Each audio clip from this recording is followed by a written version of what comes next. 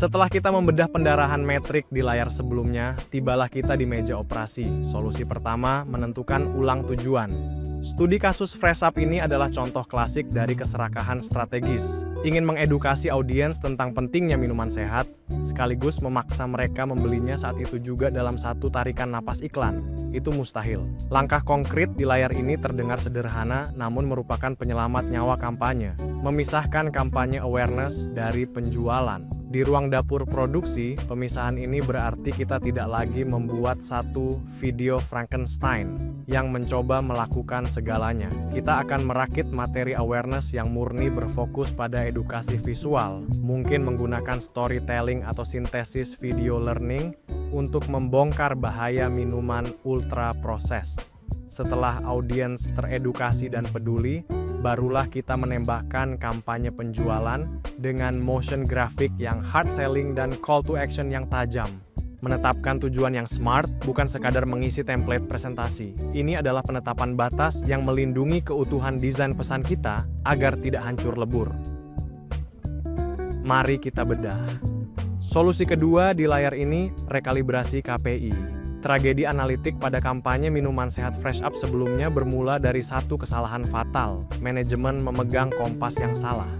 Mereka menuntut terjadinya penjualan, namun menaruh mata mereka pada metrik reach dan impressions. Itu sama dengan menilai kecepatan mobil dari seberapa keras suara klaksonnya. Layar ini mengembalikan kewarasan kita. Jika kita sedang merilis video edukasi tahap awal untuk menyadarkan bahaya minuman ultra processed, silakan gunakan reach.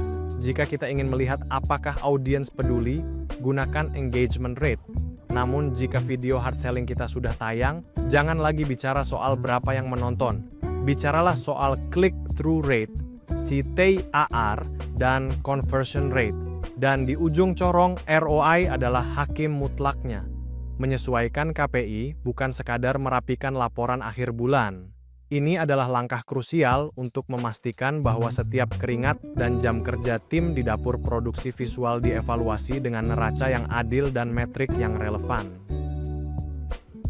Kita masuk ke ruang eksekusi di solusi 3, mengoptimalkan konten kampanye. Saat dashboard analitik menunjukkan engagement yang mati suri, instruksi yang turun dari manajemen biasanya terdengar sangat sederhana. Ganti visualnya ke video, buat lebih emosional, dan perbesar tombol belinya.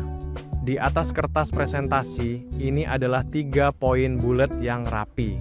Namun di dapur produksi, ini adalah perombakan arsitektur besar-besaran. Mengubah visual statis menjadi video reels yang interaktif, berarti kita harus membongkar ulang kanvas desain, merakit transisi motion grafik baru di Adobe Premiere Pro, dan memastikan ritmenya selaras dengan rentang perhatian audiens yang sangat sempit. Membangun pesan emosional untuk produk lokal pelawan minuman ultra processed tidak bisa sekadar mengandalkan teks copywriting yang puitis. Emosi itu harus dibangun melalui ketepatan pacing video dan color grading yang natural. Dan terakhir, call to action yang lugas seperti beli sekarang adalah ujung tombak kita.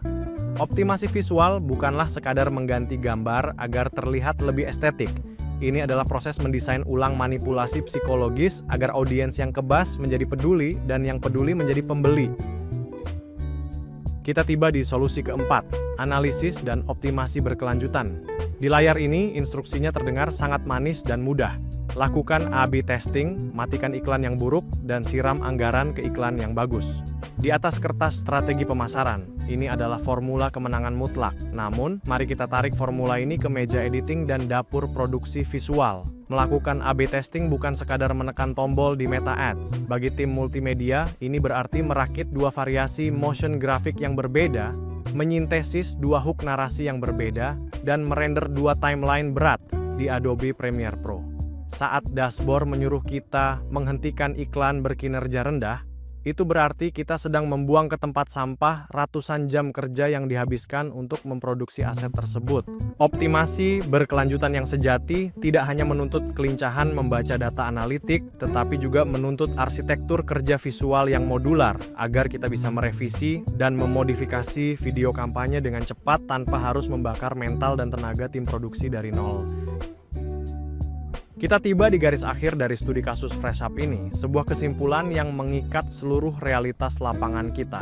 Layar ini menyatakan dengan tegas bahwa triliunan rupiah anggaran pemasaran digital seringkali dibakar hanya demi membiayai vanity metrics seperti tayangan dan jangkauan. Bagi sebuah produk lokal yang sedang bertarung melawan raksasa industri minuman ultra proses, sekadar dilihat oleh jutaan orang yang tidak peduli adalah sebuah kesia-siaan finansial. Efektivitas sejati menuntut kita menarik garis lurus yang brutal dari detik pertama, hook visual di media sosial, menuju click-through rate hingga bermuara pada return on investment. Namun, mari kita ingat satu hal penting di ruangan ini. Strategi berbasis data yang paling efisien di atas kertas tidak akan pernah terwujud jika ia mengorbankan kewarasan dapur produksinya. Mengejar metrik yang tepat harus selalu diimbangi dengan penghormatan terhadap proses merakit narasi, menyusun motion grafik, dan mengeksekusi editing visual di belakang layar.